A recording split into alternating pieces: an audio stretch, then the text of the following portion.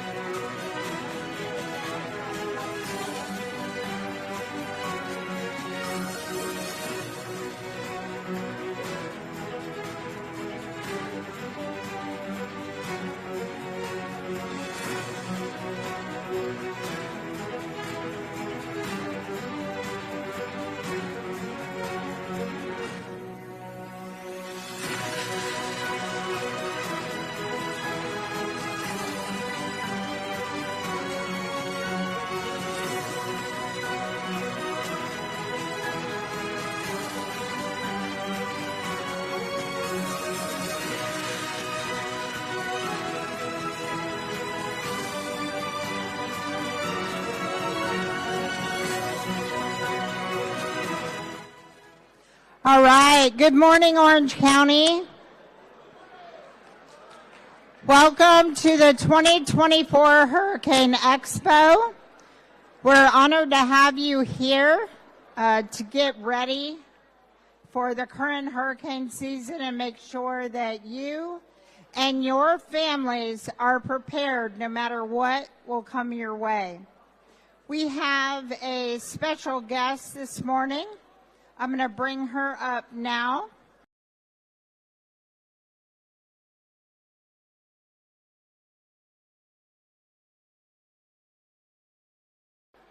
Outlook and predictions and just what we need to be ready for as we travel through this hurricane season.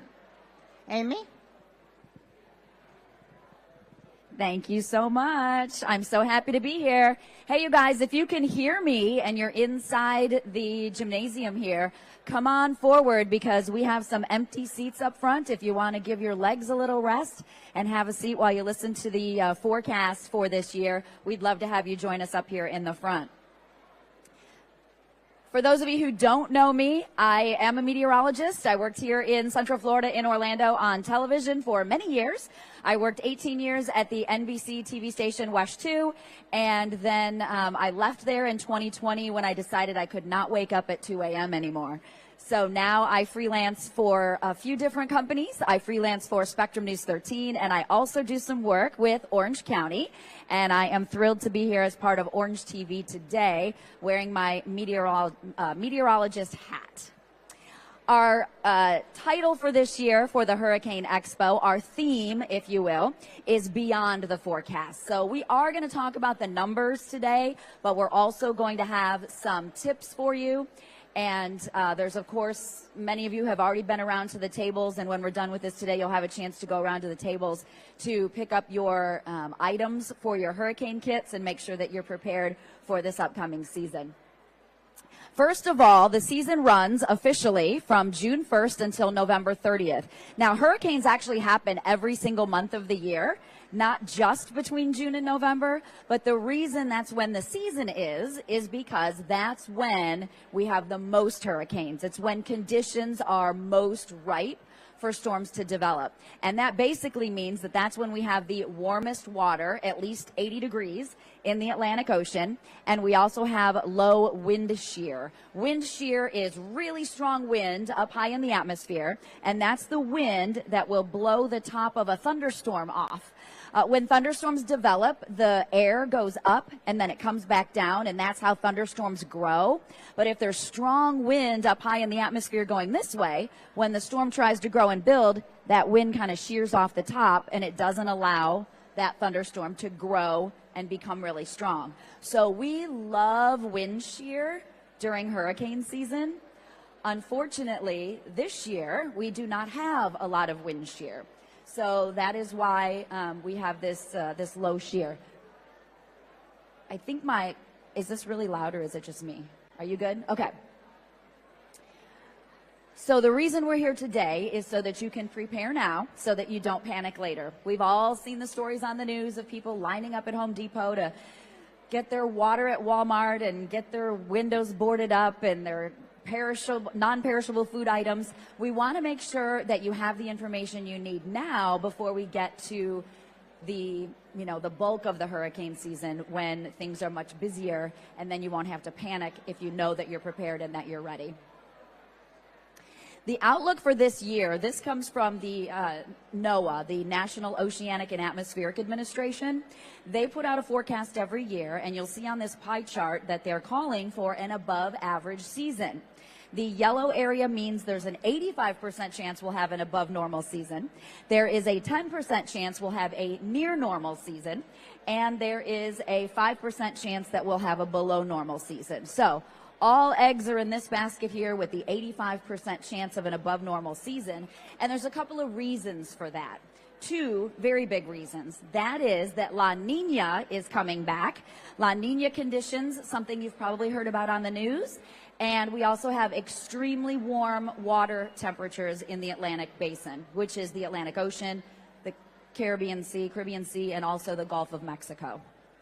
So that's basically what we're talking about today. I won't go too in-depth on this, but I just want you to get the idea of the difference between La Nina and El Nino. La Nina and El Nino are both naturally occurring things that happen in the Earth. They are cycles of the Earth's climate. And when you have a El Nino or a La Nina, it means different things are happening with the weather. When you have a La Nina, I'll show you right there. That's South America that I'm pointing to on the map right now. That blue line is cold water, water that is cooler than normal. This is a normal condition, and this is an El Nino condition, where the water off the coast of South America is actually warmer than average. Now, what does the water off South America have to do with hurricane season in the Atlantic? They're in totally opposite parts of the world.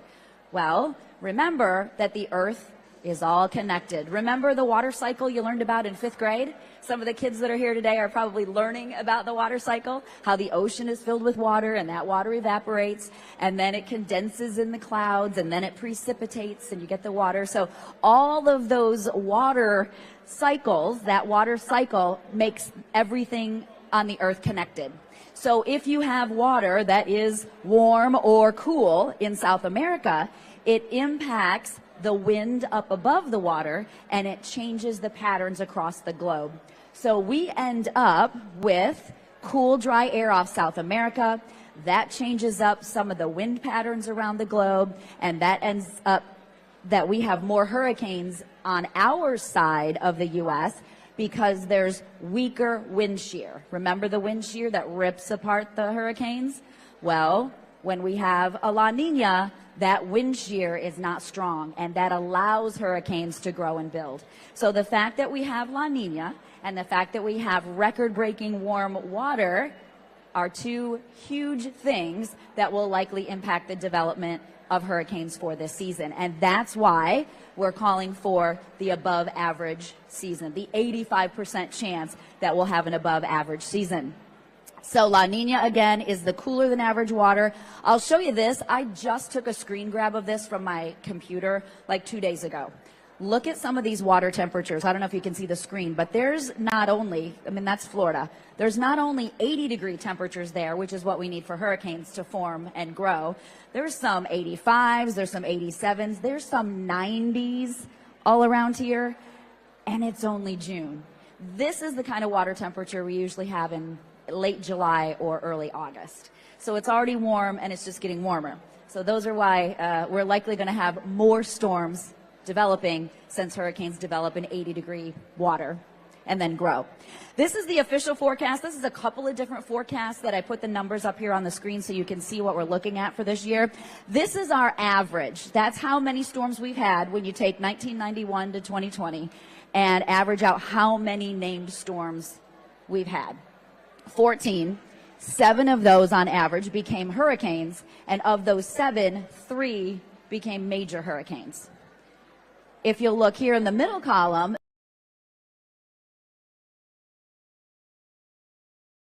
for the tropics, especially in the Atlantic Basin, and notice they're calling for 23 named storms, which is well above average.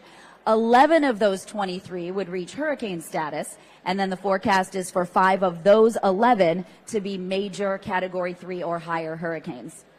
From there, we have NOAA's forecast, which was just issued a couple of weeks ago at the end of May. Again, they have a range, but it's noticed 17 to 25 named storms, 8 to 13 of those would become hurricanes, and then 4 to 7 of those would reach major hurricane status. So at the end of the day, you're like, oh my goodness, 23 storms. What you need to remember when you hear this forecast is it honestly doesn't matter. It doesn't matter if the forecast is for above average 23 storms or below average, maybe only 10 storms, because as we know, it only takes one. So it doesn't matter. If we have 23 storms this year and they're all out over open water and none of them make landfall in Florida, woohoo, we had a great year, right? But if we have a below average season with only 10 storms and 4 of them hit Florida, yeah, we're back in 2004 again. So this is why the forecast is interesting. It's good to know that, hey, we have a better than normal chance that we're going to have a lot of hurricanes, so we need to prepare. But it's also not a guarantee that we're definitely going to have one in Florida. It's not a guarantee that we're definitely not going to have one in Florida when we have a below average season. So those are the numbers. I like to include the names here. We haven't had a named storm yet, but the list of names is decided well in advance. We have a different list for 6 years in a row. At the end of the 6th year, the list gets recycled. So for instance, this is the exact same list that we had back in 2018. The A-named storm in 2018 was Alberto. But the storms that are significant, the name gets retired by the World Meteorological Organization. They're the ones who come up with this list. It's not the TV stations. It's not your county government. It's not your federal government. It's the World Meteorological Organization. They come up with the list of names, and they decide which names will be retired based on damage, right? Based on significant impact. So in 2018, Florence was taken off the list, retired. Florence was the one that dumped a lot of rain and did damage in South Carolina. And we had some impacts here too. And then in Michael, of course, was the one that made landfall in the Panhandle at Mexico Beach here in Florida. So both of those names were retired. You'll notice now this year's F-named storm is Francine. So they replaced Florence with Francine. And then Milton will be our M-named storm, which replaced Michael. Another interesting thing is that the names, there's only 21, so there's no Z or Q or anything like that. And they go every other one with male name, female name. And then next year, Alberto is a male name. Next year's A-named storm, the one in 2025, will be a female name. And then, so it's kind of the opposite. So a few years ago, when we ran out of names, because, you know, our forecast is for 23 storms this year, there is an alternate list of names that we will use. This is only used if there's more than 21 names. We used to use the Greek alphabet, but then it got really confusing, because if you've ever been in a, you know, sorority or a fraternity, you know those Greek letters don't go in order. And it starts getting confusing when you've got zeta before this and that. So decided to get rid of that a few years ago, and now are just using this list that will only be named if we have 21 named storms. This list, the alternate list names, will be the same every year.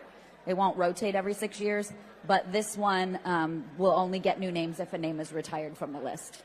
But hopefully we don't have to retire any names when we get to storm number 22. I am with you on that one. The peak of the season is September 10th. You can see here on this graphic. Usually we start off pretty slow in the Atlantic Basin, and we just have a few tropical storms and hurricanes. We usually have a little bit of lead time, right, to get ourselves ready. And then things start really ramping up, you can see, in the month of August through September 10th.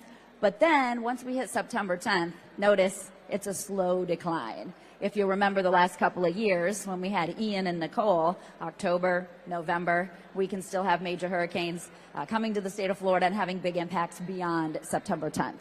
So the season officially ends November 30th, but notice over here in December, we've had storms that have developed every single month of the year. I want to just quickly go through a couple of tropical definitions, because when you watch on TV, sometimes it gets confusing about what people are talking about. Remember, your TV meteorologists only have about 3 minutes to talk about the weather, and they also have to tell you where it's going to rain and storm that day and what time and, you know, what the temperature is, and they also have to try to cover the hurricanes. So there's not as much time to give you all that information. And you'll also see, of course, these definitions if you go to the National Hurricane Center website, or quite often the Orange County government website, ocfl.net/storm, in case you're getting your information for getting prepared for the season. First of all, a tropical invest, you'll hear of these. This is basically just an area of investigation. It means the National Hurricane Center is investigating something. They're running computer models, they're taking a look. It does not necessarily mean they think something is going to form. It just means that for whatever reason, they want to investigate this area because they want some more information. The next step, if you start hearing about tropical disturbance, the definition of this is a storm system that's organized for at least 24 hours. Now, organized means, if you remember, again, back to that 5th grade weather class that you took when you learned about the water cycle, when there's an area of low pressure, the winds wrap around it. One direction in the northern hemisphere, different direction in the southern hemisphere. It's all kind of the way that the fluid earth works and moves for science class. So with an area of low pressure, if the wind starts wrapping around 24 hours, it's now considered a tropical disturbance. So now it's something we're going to kind of take note of. From there, if that disturbance now starts getting stronger winds, up to 38 miles per hour, now it is a tropical depression. Still doesn't have a name. It's not a tropical storm or hurricane, but it's starting to get its act together because now it's not only organized, now the winds are starting to increase. So it's starting to grow and build. From there, we go to a tropical storm. And a tropical storm is when we assign it a name. And we just go to the list, and the Hurricane Center grabs that next name on the list and says, okay, this will be Alberto. The winds have to be at least 39 miles per hour for a tropical storm. And then from there, the next step is a hurricane.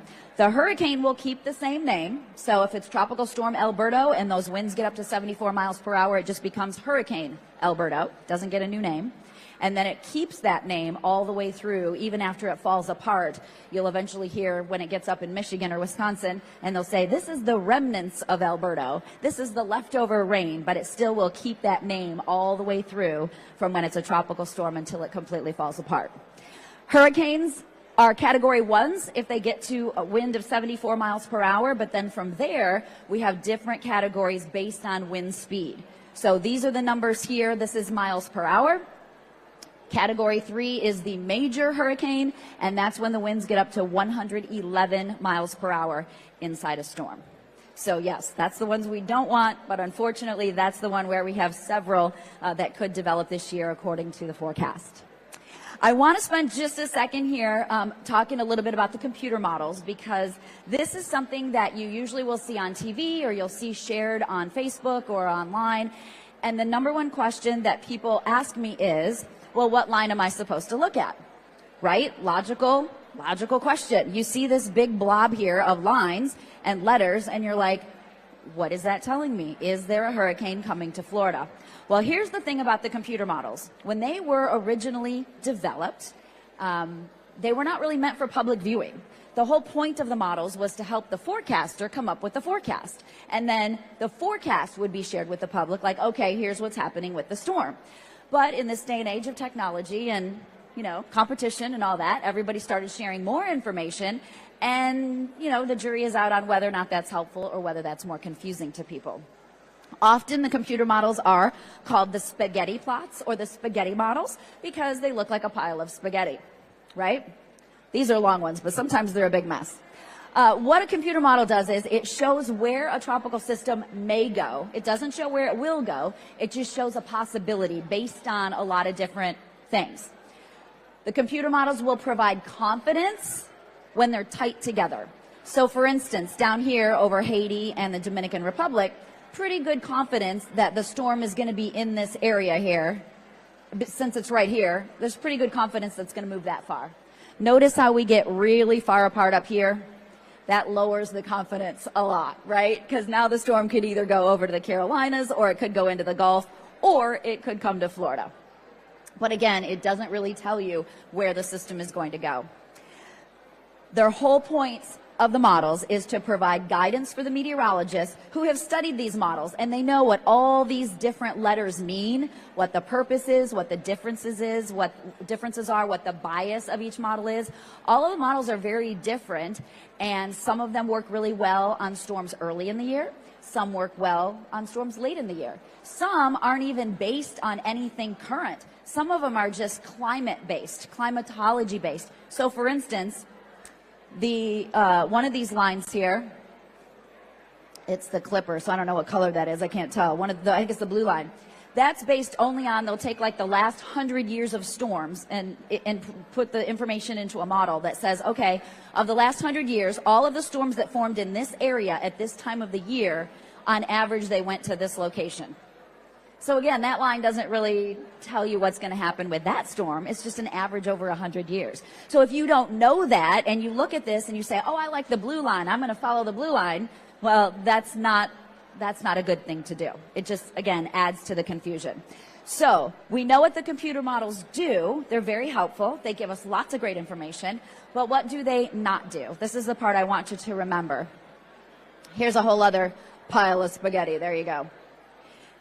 The computer models do not explain where impacts will be felt or what impacts will be felt. When you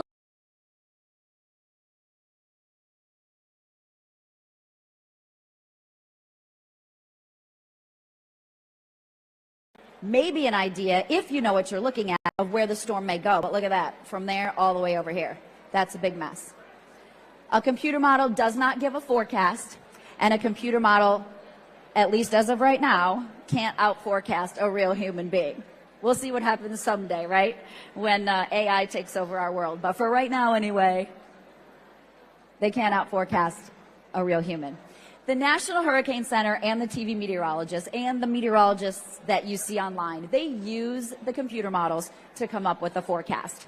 When you see a hurricane cone, a forecast cone on TV, all of the TV stations are using the exact same cone. It all comes from the National Hurricane Center, but everybody makes it look different. So they pretty it up with their own graphics and their own colors, and they make the style different. So it may appear to look different to you when you switch between all the TV stations, but it's all the same information, and then the meteorologists are explaining the information to you. So this forecast cone, this is what you would see on the National Hurricane Center website. And then, again, the TV stations take this information and make it look pretty. This information that you get on the cone from the Hurricane Center has a lot of stuff on it. It's got winds, it's got timing, but the one thing that I want you to take away from this today is the misconceptions with the cone. The forecast cone does not show where any of the impacts will be felt. It only represents where the center of a storm is going to be. So when you see this cone and you say, oh, I live over here in Atlanta, I'm good. I live down here in Miami, I'm good. The cone doesn't cover me. That's not what it means. The cone is only the center of the storm. It'll be somewhere inside that cone. So if the center of the storm is way over here, obviously that's going to be different impacts than if the center of the storm is over here. So the cone is only to represent the location of the center of the storm. This is what a cone looks like from a TV station that posted it. This is one of those instances in Hurricane Ian where when the cone shifted, people in Miami, Port St. Lucie, even Fort Myers said, woohoo, the cone is not over my house, I'm safe. But that is not the way to look at the cone. This little 2 looks like that's where the center of the storm is going to be. That number 2 is only in the center of the cone. It's not where the storm is expected to be. The center of this could be way over here, or it could be way over here. And as we know, it actually was right there. If you remember, if you lived here during Ian, there was a lot of chat about, oh, it's going to Tampa, it's going to Tampa. Oh no, it turned, it's all wrong, they got it wrong. No, because that's not what it means. This doesn't mean the storm is going to Tampa. This storm could easily go to Fort Myers. It could easily go inland right to Orlando, because anywhere inside this cone is where the center of that storm could be. Hopefully that makes sense. So again, to repeat, not the impacts. And in fact, when I show you this next picture, you'll be able to see. This is an actual satellite image from that same storm. of Ian. And look at that. There's the center. That's where it made landfall, which again was right in that cone. But look at that. Was Miami safe? Was Port St. Lucie safe? They weren't in the cone. No, look at this. All these outer rain bands were hitting those locations, and they got a ton of rain, and they got a lot of wind, and the storm made landfall very near Fort Myers. The impacts were felt well outside of the forecast cone, and in fact, by the time the storm moved inland, most of Florida, including the Panhandle, got some sort of impact from Ian.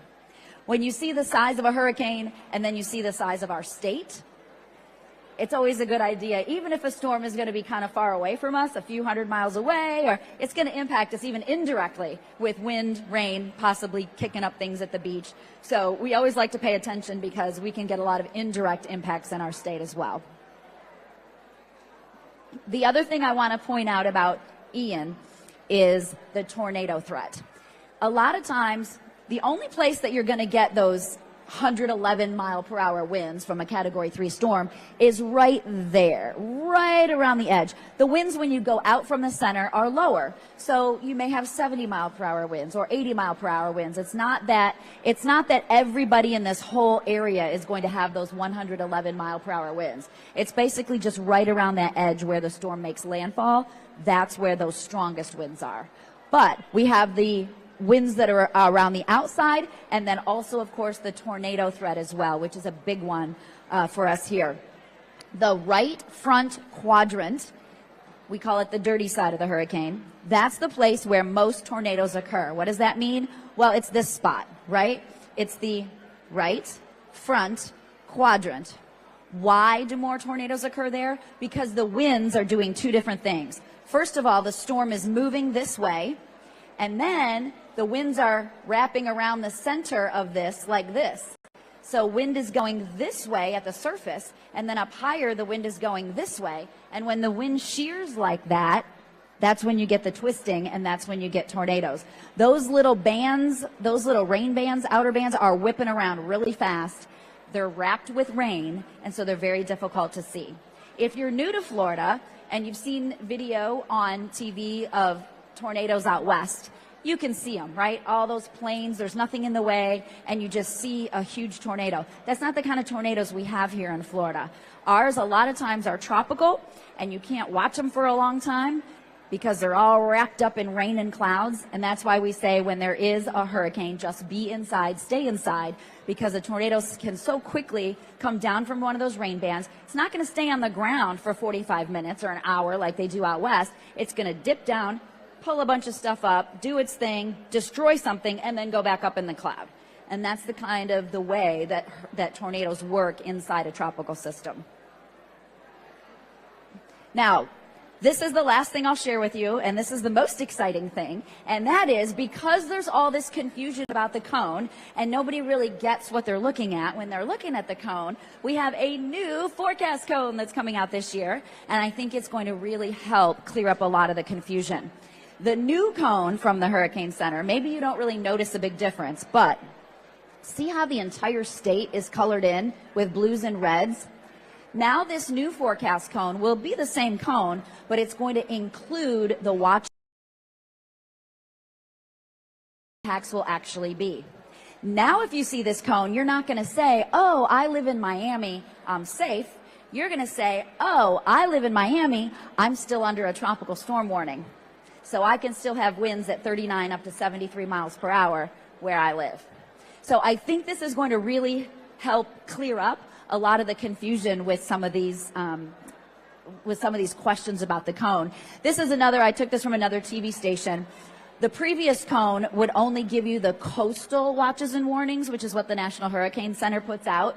And they just color this in and say, okay, here's your hurricane warning, here's your tropical storm warning. The new cone will include all of the inland watches and warnings. So see how that tells a much better story, and it lets you know that, okay, where do I live? Where's my Orange County? So you need to know where your county is on the map in the middle of Florida, and you can say, okay, we're under a hurricane warning. And now you can say, what does that mean? This will be released in mid-August, by the way, so it's not available right now. They're working on it. They'll have it available on the website, and then you'll start seeing it on TV as well. The Hurricane Center is the one that issues the coastal watches and warning, and the local National Weather Service offices issue the inland watches and warnings. So they're going to coordinate with each other, and that will, because they have to coordinate with each other, it is going to cause a slight delay. So I just want to let you know, if you go to the hurricane website and you only see the old cone, and you're like, wait a minute, Amy said there was going to be a new cone, just give it about 20 minutes and check back, because then all of the new cone will show up then. But it just takes them a couple of minutes, because the cone is issued every 6 hours, 4 times a day during hurricane season, if there is a cone to issue. And so they update it every 6 hours. So it, again, whenever they send an update, it takes a minute for them to all coordinate. Real quick with the watches and warnings, since we mentioned them, what they mean. A lot of you, if you live in Florida, you're familiar with severe thunderstorm watches and warnings. A watch means watch out, it might happen. A warning means, okay, it's happening, it's here. Little bit different with tropical watches and warnings. Time is involved with these watches and warnings. With thunderstorm watches and warnings, there's no time on it. It's like, it's happening now, take cover. With these watches and warnings, tropical storms and hurricanes, a watch is issued if hurricane or tropical storm conditions are possible within the next 48 hours. So even if we're 98% sure that hurricane conditions are coming to Orange County in 3 days, you won't see a watch issued until 48 hours out. It has to do with all these guys that are here. It has to do with emergency management, states of emergency. They all have to coordinate, and when a watch is issued, that means certain things have to happen. And so they hold off until 48 hours before to issue that watch. That's when you should be finishing your home preparations and reviewing your family disaster plan. A warning is issued when the hurricane or tropical storm conditions are expected, but this also has a time on it. This is issued 36 hours in advance. So the way it works is 48 hours you'll get the watch. Even if we know that the storm is coming here and it's going to be a warning, the warning won't be issued until 36 hours out. So don't tell yourself, oh, we're good, it's only a watch. No, there might be a warning coming. You just got to wait 12 hours, and then you're going to see your warning coming down soon. By the time the warning gets here, at that point, schools have already made their decision if your kids are going to school or not. Your work has hopefully already made a decision. And at that point, all of your family plan should be in place, your disaster plan, your kit, your windows boarded up if that's what you're going to do, make sure your trees are trimmed. All the things that we're talking about today need to be done, completed by the time a warning is issued. And that's going to be 36 hours in advance. So to conclude, I always like to tell people, I've been saying this for 20 years since I've moved here 22 years ago, don't be scared, just prepare. If you prepare, if you build your kit, if you feel informed with the knowledge, if you have your good sources to go to, you'll always, as we get closer to a hurricane making landfall, you'll start seeing all the press conferences on TV.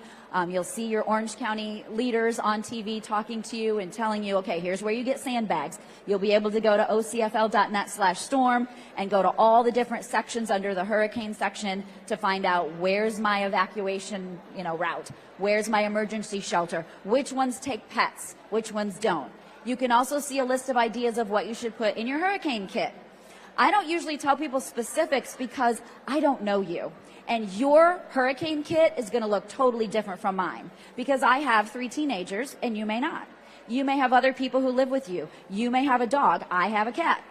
Those are the kinds of things that you have to kind of prepare for yourself and for your family. Ask yourself, what would I do if the power went out for 3 days or 5 days? Because that happens. It's happened to me many times in hurricanes.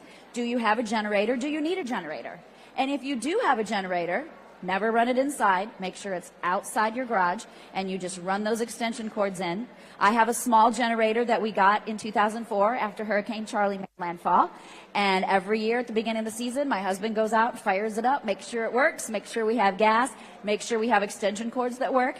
And then we run those cords into the refrigerator so I don't lose all my food. And a fan, because after a storm moves through and the sun comes back out, it gets really hot if you don't have your air conditioner. So those are my 2 top priorities at my house, is the fan and the refrigerator. So thank you all so much for being here today. I hope you learned something helpful and beneficial. I'll be sticking around. Do you want to do questions now, Mike, or do you want me to do that in a minute? You want to do some questions? Okay, does anybody have a question? I'll repeat your question into the mic so that we can see it on. Oh, we have a mic for the roving audience. Thank you. I heard her saying about how a tornado acts during a hurricane. I didn't catch it all because that happened to me in Irma. I had a tornado hit my yard and take out 7 trees instantly without me even noticing it was a tornado. Right. And 2 of them landed on my roof, and one of those punched holes through the roof. I had water coming through the ceiling in my living room. It's just suddenly nowhere it hit. The trees were on the roof. I ran up a ladder and looked, and I can't believe this. And you said they kind of silently drop down, do their stuff, and then disappear? Because I didn't even hear anything. I saw some weird branches falling off my front porch. And I go, where did those come from? That looked like the cedar trees in the backyard. And later on, when I ran up the ladder, when the winds and the rain died a bit, I shone a flashlight, and there were 2 cedar trees on my roof. All I saw was tree. Yep. And then I heard water coming through the attic and then starting to come through the ceiling. And I had to move stuff and put pans down. It was a mess. And that is such a great example right there of that's what will happen in a hurricane. And that will happen in those outer rain bands where they'll come through really fast, and that will happen. And then a few minutes later, the sun will come out. Because in between the rain bands, there's sometimes some clearing. And so that's why once the hurricane is approaching and those outer rain bands start, it's a good idea just to stay inside, especially if you don't have to be at work at that point, hopefully, or at school. And then you can just be safe inside until the storm passes by. So great. Thank you for sharing that. Any other questions? Now's your chance. Who buys my clothes on TV? That's always a big one. Well, thank you again. I appreciate your time. I hope you get lots of great information today. And here's to a safe hurricane season.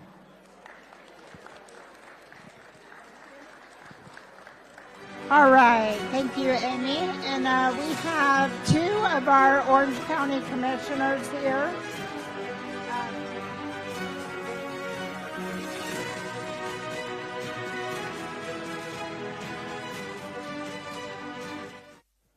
All right. All right. So I would like to welcome Commissioner Scott and Commissioner Uribe. They're just going to give us a few words.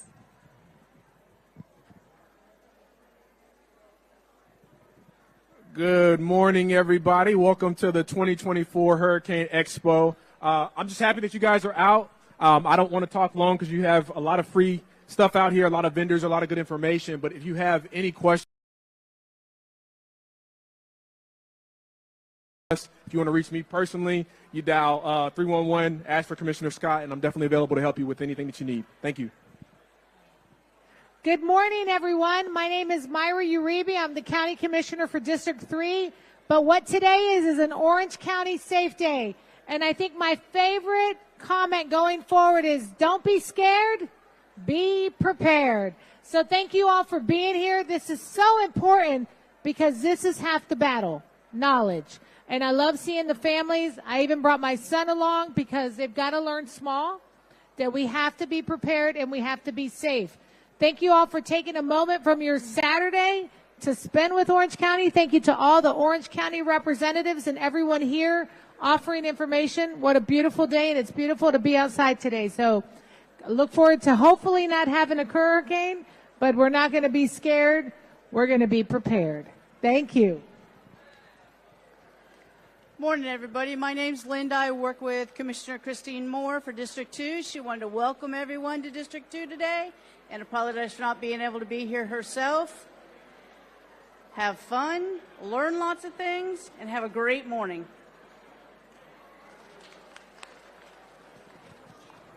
All right, let's give the commissioners a round of applause for taking time out of their Saturday to come join us. Thank you, commissioners. And Kirsten, do you have anything? No? Okay. All right. Well, everybody enjoy yourselves. Please take time to stop at every one of the vendors' tables so they can give you great information and enjoy the rest of your day.